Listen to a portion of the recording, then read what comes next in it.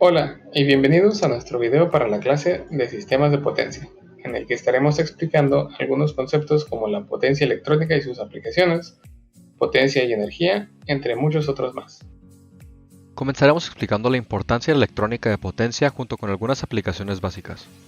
También abordaremos la clasificación de convertidores con sus breves descripciones, los tipos y las características de las fuentes de alimentación conmutadas y lineales, junto con algunos dispositivos electrónicos de potencia. También se verán términos esenciales para la electrónica de potencia, como la tecnología PWM, el ciclo de trabajo, valor medio, valor RMS y más. Finalmente se explicarán algunos ejercicios prácticos detalladamente.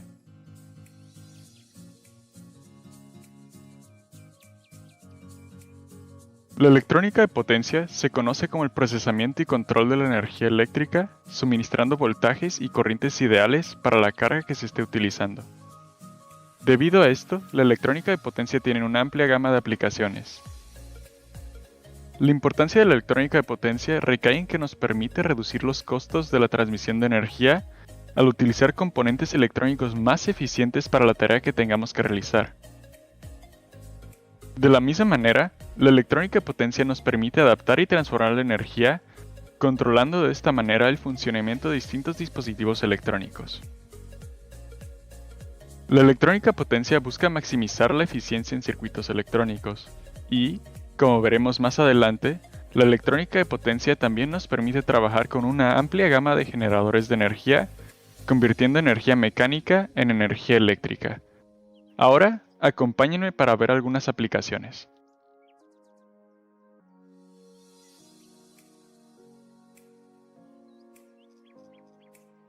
Existen muchísimas aplicaciones para la electrónica de potencia, como por ejemplo fuentes conmutadas, conservación de energía, control de procesos y automatización, transportación de energía a largas distancias de forma eficiente, procesos de alto voltaje y convertidores de poder.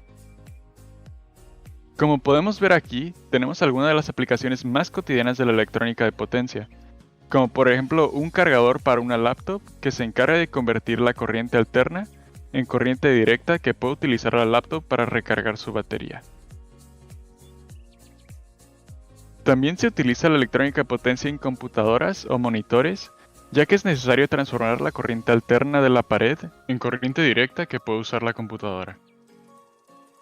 En una computadora, esto usualmente se hace con la fuente de alimentación que opera una cierta potencia dependiendo de los requerimientos de poder de la computadora.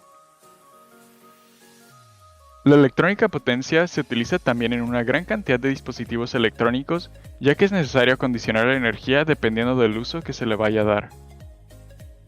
Un último ejemplo un poco más común sería en una maquinita vendedora.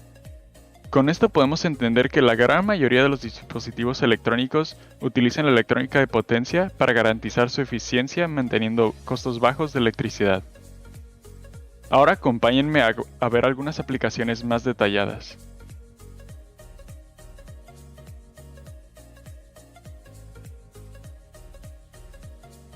Existen muchas maneras de generar energía, como por ejemplo, una turbina eólica funciona siguiendo un principio similar al ventilador. El viento gira las hélices alrededor del rotor de la turbina, que a su vez gira un generador que produce electricidad.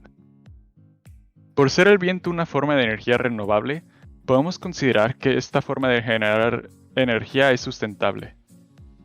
En resumen, las turbinas eólicas se encargan de convertir energía cinética del viento en energía mecánica que podemos utilizar posteriormente.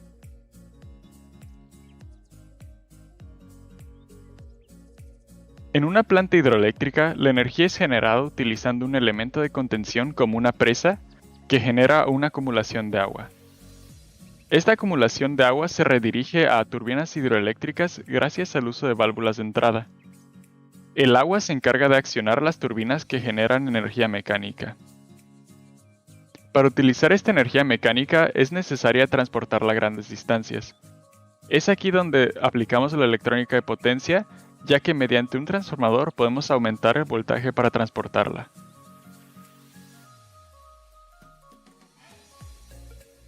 En un reactor nuclear, se genera energía mediante la división de átomos de cierto tipo de elementos. Sin embargo, esta no es la energía que utilizamos. La energía que se utiliza en un reactor nuclear es la que genera la turbina que rota debido al flujo de vapor generado por el calor. Este calor es generado por energía liberada por la fisión de átomos. A pesar de las opiniones negativas de los reactores nucleares, estos generan energía limpia y relativamente segura.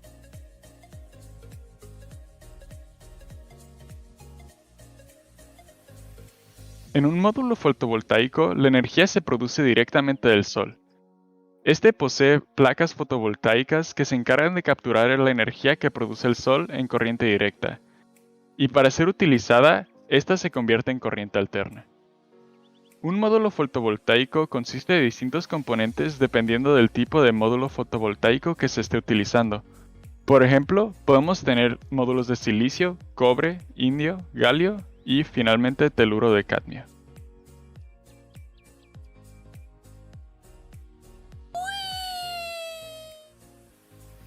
A continuación, voy a hablar de una de las herramientas más importantes en los sistemas de potencia, los convertidores de energía. Un convertidor de energía es un sistema o equipo electrónico que tiene por objeto la conversión de energía eléctrica entre dos formatos diferentes, como por ejemplo obtener corriente continua a partir de corriente alterna. Nos podemos referir a los convertidores por módulos básicos implementados en sistemas electrónicos de potencia. Estos se pueden clasificar en base a la forma de la entrada y salida que generan en los siguientes tipos. Sígueme.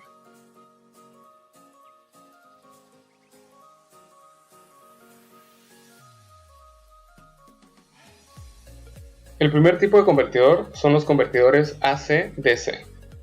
Los convertidores AC-DC se utilizan con frecuencia para hacer funcionar motores de corriente continua de alta potencia y para alimentar los circuitos de equipos electrodomésticos. También conocidos como rectificadores, pueden ser de media onda o de onda completa, siendo estos últimos los más eficientes. Como podemos ver aquí, tenemos nuestra demostración de nuestro convertidor AC-DC, donde tenemos nuestra fuente AC proveniente de nuestro enchufe de la pared, que pasa por un rectificador que permite demostrar una de las aplicaciones, que es cargar una laptop. Algunos ejemplos más de aplicaciones en los rectificadores son los cargadores de laptops, televisores, aspiradoras y casi cualquier otro aparato electrónico que se enchufe a un contacto de la pared. A continuación explicaré el siguiente tipo de convertidores.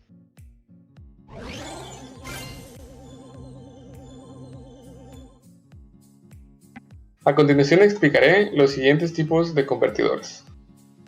También conocidos como inversores, su función es la conversión de un voltaje de entrada en corriente continua, la cual es suministrado desde un sistema de baterías, a un voltaje de salida en corriente alterna con especificaciones de tensión y frecuencia de acuerdo a la necesidad del usuario. Su aplicación más común es la que se encuentra justo detrás de mí, que es para la conversión del voltaje generado por un módulo fotovoltaico en DC a AC, que permite conectar la corriente que se genera a la red eléctrica de un hogar.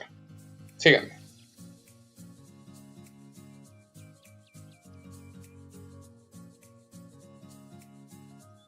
Aquí podemos ver el proceso de conversión de la red eléctrica. El voltaje generado por nuestros módulos fotovoltaicos que se encuentra en DC se almacena en nuestra batería de DC, que posteriormente pasa a un proceso de conversión utilizando nuestro convertidor para ajustarlo a corriente tipo AC, lo que permite que la podamos conectar a nuestra red eléctrica del hogar y así utilizarla en elementos electrodomésticos o cualquier otro aparato que deseemos. A continuación explicaremos el tercer tipo de convertidor.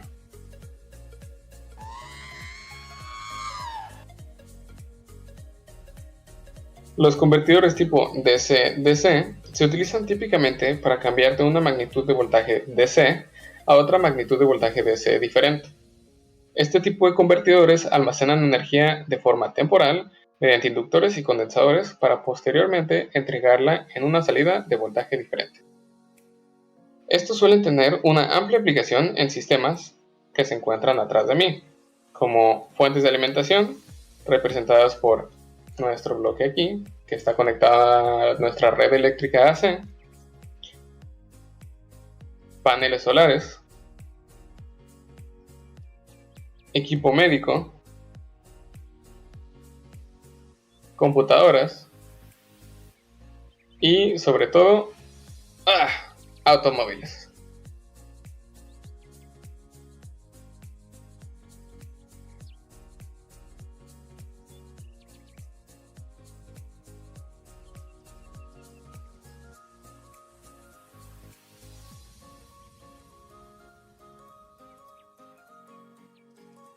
El tercer tipo de convertidores se conoce también como cicloconvertidores y son capaces de transformar la frecuencia y amplitud de una señal AC a una establecida por los requerimientos de un sistema. Su funcionamiento se basa en la conexión y desconexión a intervalos regulares de la fuente sobre la carga. Algunos ejemplos de aplicaciones son hornos industriales, hornos de inducción, control de iluminación, arranque y control de velocidad, velocidad de motores de inducción, relés de estado sólido y entre otros. Pero la más importante son los generadores eólicos, que convierten la energía AC que generan en otro tipo de energía AC que se puede transmitir sobre nuestras líneas de tensión. Ok, ¿y mi carro?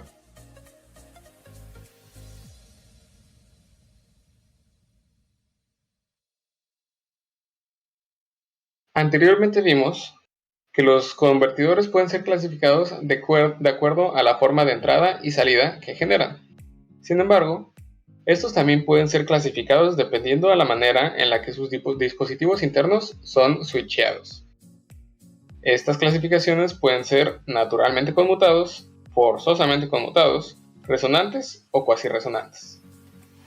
Se les dice convertidores de frecuencia de línea o naturalmente conmutados a aquellos convertidores en los que los voltajes de la línea de servicio facilitan el apagado del switch, mientras que en encendido están bloqueados en fase a la forma de onda de la línea de servicio. Esto significa que su frecuencia de switcheo será de aproximadamente 50 o 60 Hz, equivalente a la frecuencia de la línea de servicio. Los switches forzosamente conmutados tienen switches de control conmutados a frecuencias mucho más grandes que la frecuencia de la línea de servicio, pero aún así la salida puede estar ya sea en DC o en una frecuencia comparable a la de la línea de servicio. Los convertidores resonantes o cuasi resonantes son aquellos donde los switches controlables se prenden y apagan en 0 volts y o 0 amperes.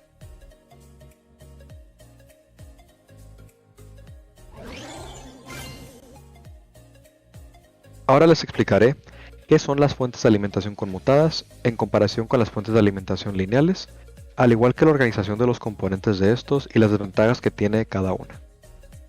En las fuentes de alimentación conmutadas, a diferencia de las fuentes de alimentación lineales, la transformación de voltaje de DC de un nivel a otro se logra mediante el uso de circuitos convertidores de DC a DC. Estos circuitos emplean dispositivos de estado sólido como transistores o MOSFETs, que funcionan como un interruptor, es decir, completamente apagado o completamente encendido. Este modo de operación resulta en una menor disipación de potencia, dado que estos dispositivos no están obligados a operar en su región activa. Algunos de los factores que han contribuido a la popularidad de fuentes de alimentación conmutadas son el aumento de las velocidades de conmutación, valores nominales más altos de voltaje y corriente, y un costo relativamente bajo. A continuación, acompáñame al laboratorio donde se demostrará cómo están organizados los componentes de una fuente de alimentación lineal para después pasar a la organización de los componentes de una fuente de alimentación conmutada.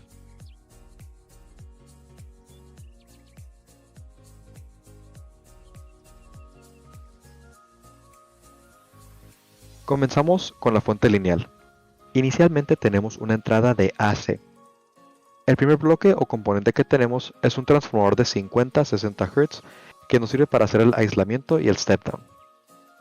El aislamiento se refiere a que separan eléctricamente la entrada de la línea de servicio y el circuito secundario mediante los embobinados del transformador.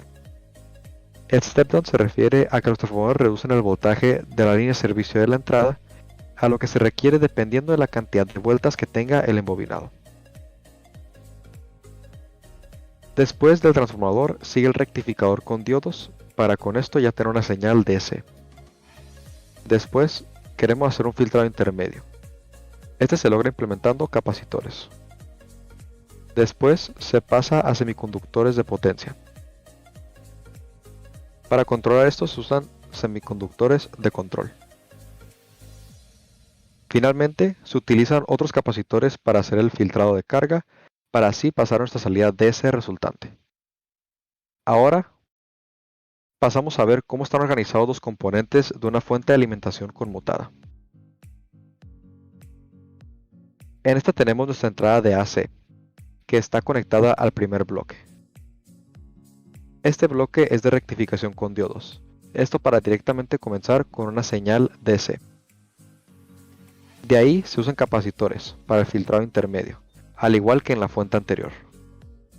Después van los semiconductores de potencia, que ahora están del lado de alto voltaje en vez de bajo voltaje como en las fuentes de alimentación lineales.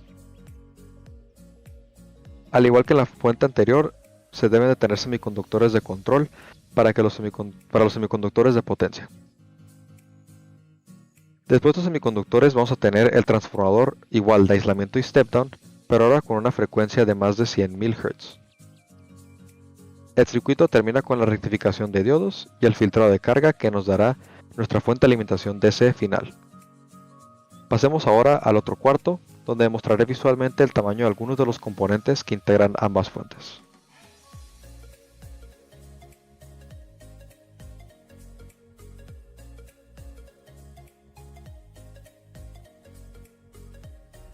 Aquí podemos ver el tamaño de algunos de los componentes que se encuentran en una fuente de alimentación lineal. En este caso podemos ver primero el capacitor, después el disipador de calor y finalmente el transistor. Estos tres son de gran tamaño y pesados. Si nos movemos a la siguiente mesa, podemos ver los componentes que se encuentran en las fuentes de alimentación conmutadas.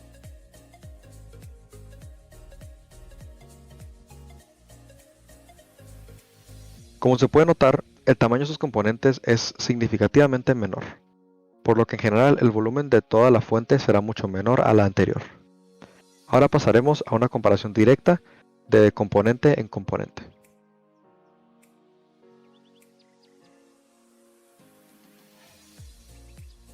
Primero tenemos el capacitor. Estos dos usan en ambos filtrados, el intermedio y el de carga.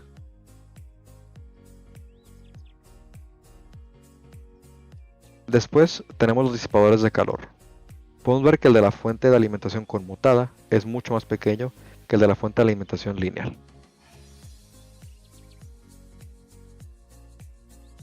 Finalmente pasamos a comparar los transistores. El transistor de la fuente de alimentación lineal puede llegar a pesar más de 1 kilo y ser de gran tamaño, mientras que el transistor de la fuente de alimentación conmutada cabe en la palma de la mano y no es muy pesado. Finalmente, pasemos al salón de clases para ver los últimos detalles relacionados con las fuentes de alimentación lineales y conmutadas.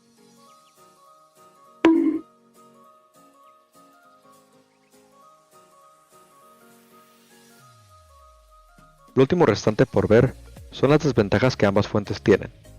Por parte de las fuentes de alimentación lineales, estas son muy grandes y pesadas, por lo que el volumen de la producción y el área que estos abarcan como producto final se vuelve un problema.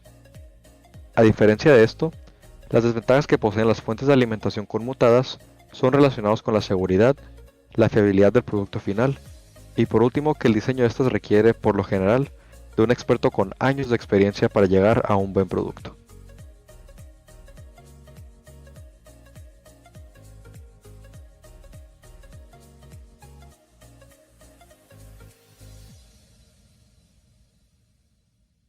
Las mayores capacidades de potencia, reducidos costos y facilidad de control de los semiconductores de potencia modernos han hecho que los convertidores se vuelvan más rentables para un gran número de aplicaciones y ellos han abierto paso a nuevas tecnologías para la electrónica de potencia.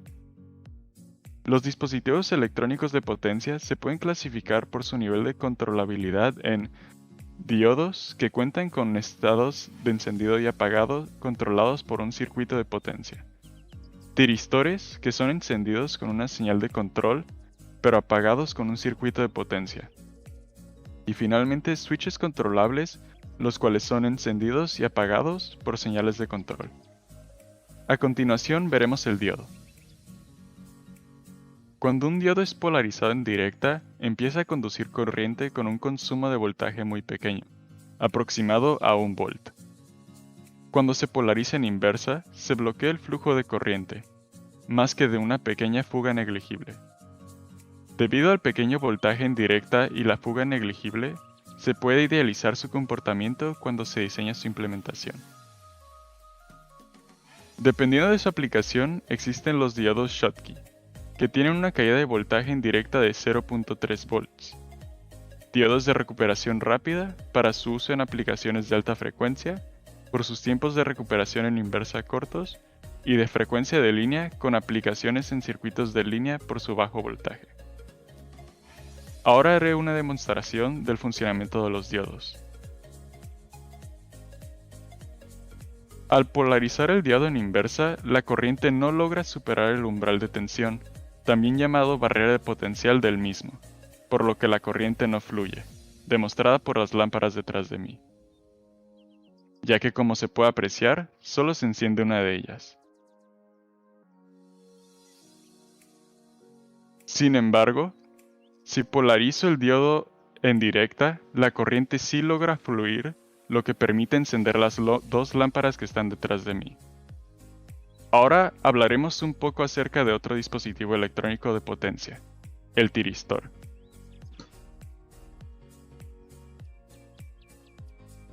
Gracias, León. En un tiristor, la corriente fluye del ánodo al cátodo.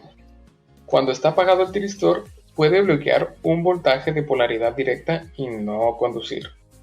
Usualmente, los tiristores son accionados a encendido con un pulso positivo de corriente en el gate. Una vez que empieza a conducir el tiristor, se enclava y se puede remover la corriente en el gate. Es por eso que se le llama pulso. Solamente cuando el ánodo se intenta hacer negativo es cuando se apaga el tiristor y la corriente se vuelve cero, lo que permite que el gate retome el control.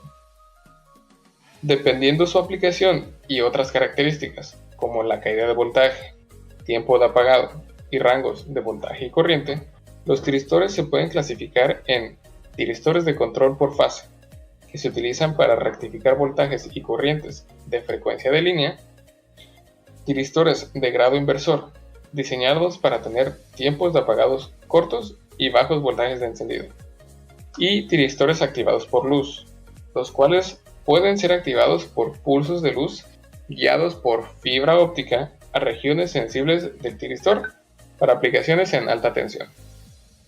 A continuación, haré la demostración del funcionamiento de un tiristor.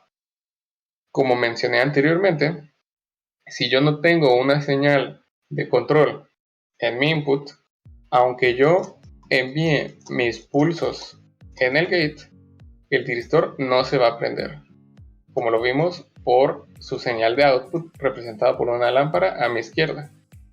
Sin embargo, si yo envío mi señal de control en el input y después envío un pulso en el gate, el tiristor se enciende ya que deja de bloquear y el gate pierde el control, lo que significa que aunque yo envíe más pulsos, no se puede apagar. Sin embargo, cuando mi ánodo se quiere volver negativo, es decir, apago mi señal, el tiristor se apaga y mi gate vuelve a retomar el control, siendo esto, obviamente, solamente cuando mi input regresa, como se puede ver por la lámpara que se encendió a mi izquierda.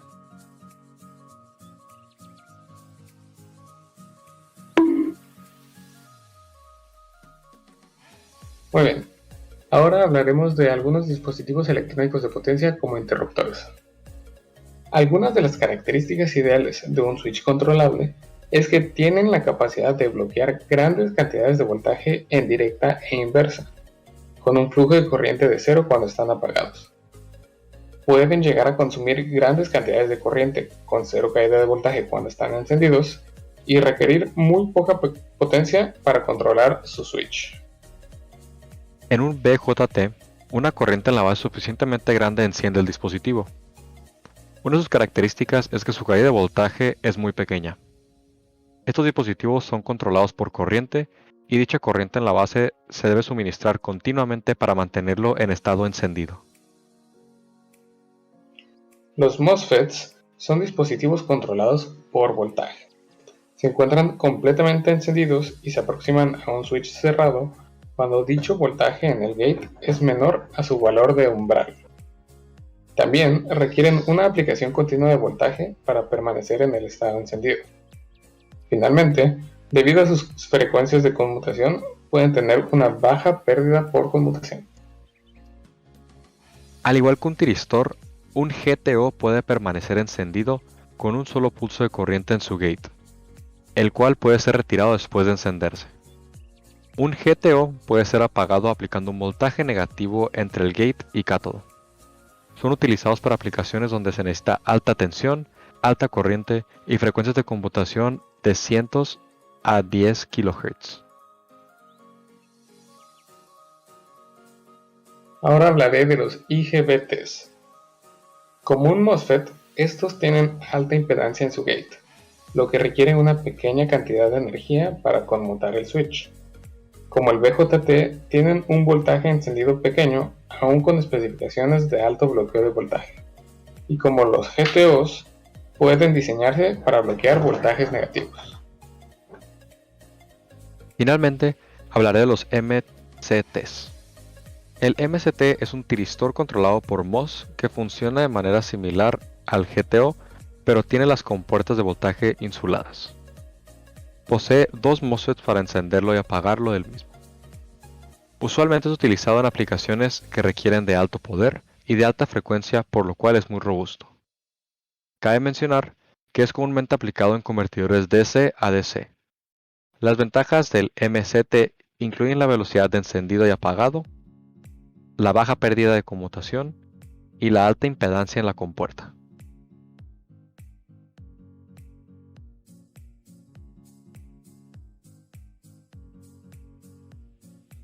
Muy bien, clase.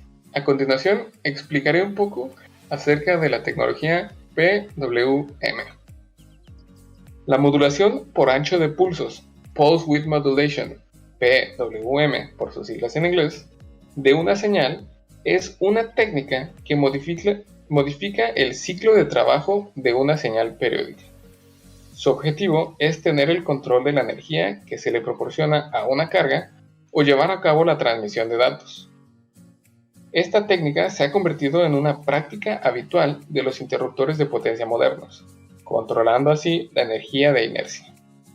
Sus aplicaciones principales son el de control de motores, reguladores de intensidad de luz como los LEDs y conversores de digital a analógico.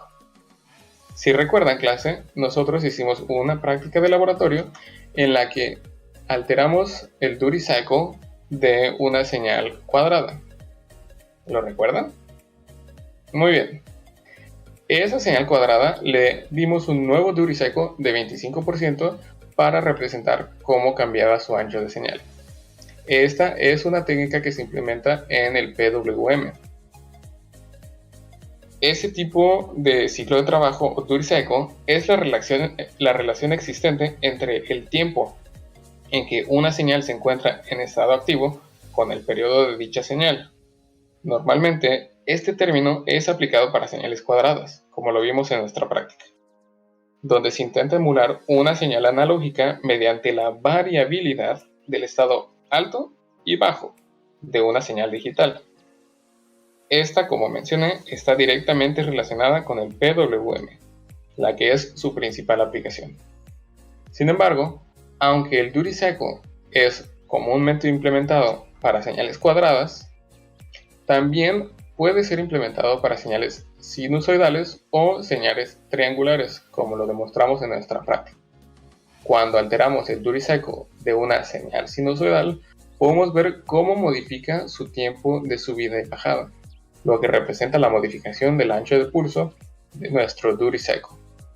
A su vez, en una señal triangular, podemos ver que la alteración del duty cycle genera que la señal que anteriormente era un tipo triangular simétrica se convierta en una señal triangular parecida a unos dientes de sierra, que es el nombre que recibe dicha señal.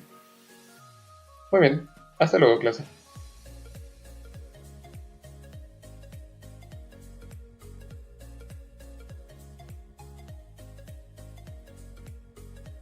Ahora les explicaré qué es la potencia y después qué es la potencia instantánea. Así como la palabra energía, que se explicará más adelante, la potencia es una palabra que escuchamos mucho. La potencia es una medida de la tasa a la que se realiza un trabajo. La unidad estándar para medir la potencia es el watt. El símbolo que tiene es la W. Su nombre se debe al inventor y empresario escocés James Watt. Por definición, un watt es igual a un joule de trabajo realizado por segundo. Así que, si P representa la potencia en watts, E es el cambio de energía, que es el número de joules, y T es el tiempo medido en segundos. La potencia instantánea es la potencia medida en un instante dado de tiempo. Si tenemos en cuenta la ecuación de la potencia P es igual a E sobre T, entonces esta es la medición que obtenemos cuando T es extremadamente pequeño. En este caso, la potencia instantánea es simplemente el valor que leerías en una gráfica para un tiempo dado. La fórmula para calcular la potencia instantánea es la que podemos ver en el pizarrón, la cual dice que potencia es igual a voltaje por corriente.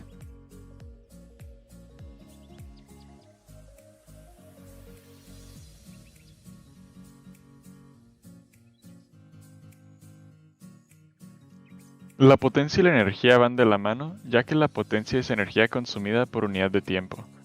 La energía eléctrica se define como la energía generada por el movimiento de electrones de un punto a otro. La cantidad de energía que se genera depende del movimiento de las cargas eléctricas. Mientras más rápido se muevan, más energía cargan. Las unidades con las que se mide la energía son joules. Un joule se puede considerar cuando un ampere de corriente fluye por un segundo mientras que se le aplica un voltio de diferencia de potencial.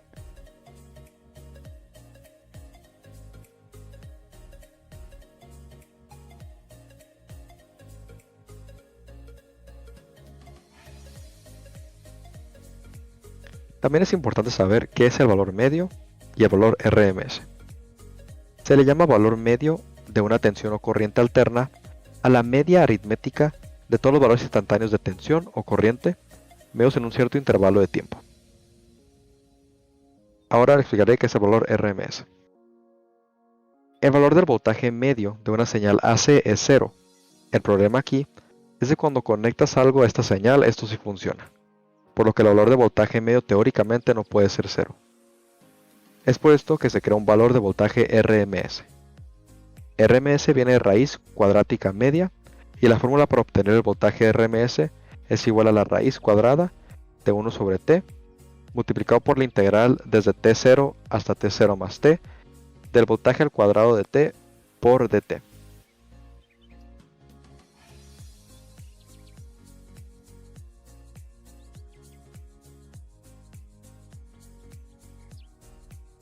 El primer problema nos pide determinar la potencia instantánea, potencia media y energía absorbida a partir de los valores de voltaje y corriente instantánea. Para resolver este problema, primero dividimos en periodos de tiempo con los que estaremos trabajando. Tenemos que el primer periodo es de 0 milisegundos a 6 milisegundos. El siguiente es de 6 milisegundos a 10 milisegundos. El tercero sería 10 milisegundos a 14 milisegundos. Y finalmente el cuarto sería de 14 milisegundos a 20 milisegundos. Ahora calculamos la potencia instantánea para cada periodo de tiempo multiplicando el voltaje instantáneo por la corriente instantánea correspondiente. El primer valor nos da 35 watts. El segundo valor nos da menos 25 watts. El tercer valor nos da 20 watts. Y el cuarto valor nos da 0 watts. La energía puede ser calculada mediante el área bajo la curva de la ecuación de potencia instantánea en los intervalos de tiempo que se muestran en el pizarrón. Con esto obtenemos que la energía en cada periodo respectivamente es, en el primero, 210 millijoules, en el segundo, menos 100 millijoules, en el tercero, 80 millijoules, y en el cuarto, 0 millijoules. Ahora que conocemos la energía, podemos calcular la potencia media de forma más sencilla al dividir la sumatoria de la energía sobre el periodo, que es 20 milisegundos, como lo describe el problema. Al resolver esto nos queda que la potencia media es 190 millijoules dividido sobre 20 milisegundos, lo que nos da una potencia media de 9.5 watts.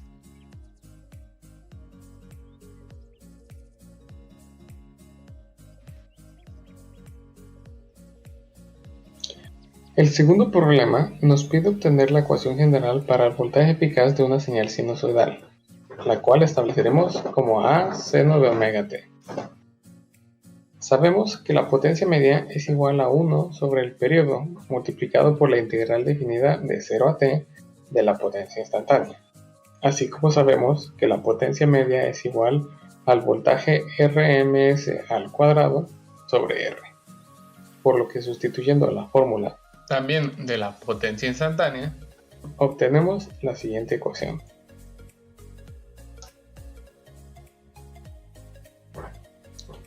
Una vez establecida nuestra ecuación, podemos sustituir los valores de las variables que conocemos, como el periodo y el voltaje instantáneo, con lo que obtenemos esta siguiente ecuación. Ahora, para poder resolver más fácilmente esta integral, utilizaremos la identidad trigonométrica del seno cuadrado, que equivale a 1 medio por 1 menos coseno de 2 omega t, para obtener una ecuación que podemos dividir e integrar por separado. Finalmente, podemos evaluar los parámetros definidos de nuestra integral y llegar a un resultado donde se cancelan variables, lo que nos permite concluir que el voltaje RMS de una señal sinusoidal equivale al 70.71% de su amplitud, es decir, VRMS es igual a la amplitud sobre la raíz de 2.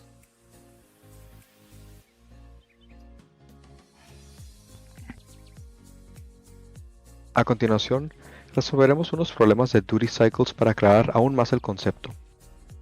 Si se sabe que el voltaje medio es de 8 mV y el voltaje de entrada es de 20 mV, ¿cuál es el porcentaje de duty cycle del circuito?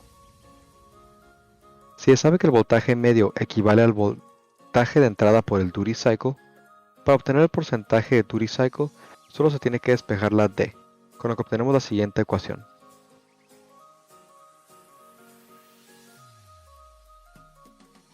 Posteriormente, se evalúan los valores conocidos y se obtienen que el duty cycle es igual a 8 por 10 a la menos 3 entre 20 por 10 a la menos 3 por 100, con lo que obtenemos que el duty cycle es de 40%.